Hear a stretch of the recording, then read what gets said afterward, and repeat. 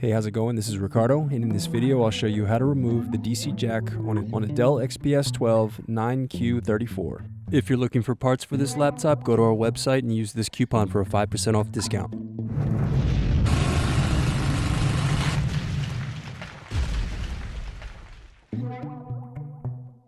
First, lift badge plate and remove screw.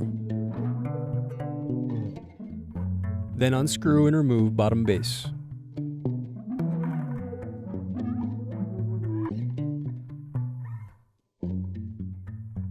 Now unscrew and disconnect battery.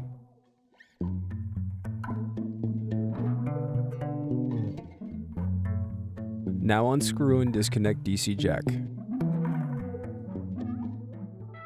Thanks for watching. Don't forget to like and subscribe if you enjoyed this video. And if you need more, check out this playlist to watch other tutorials for your laptop. You can also click here to find parts for your laptop at partspeople.com.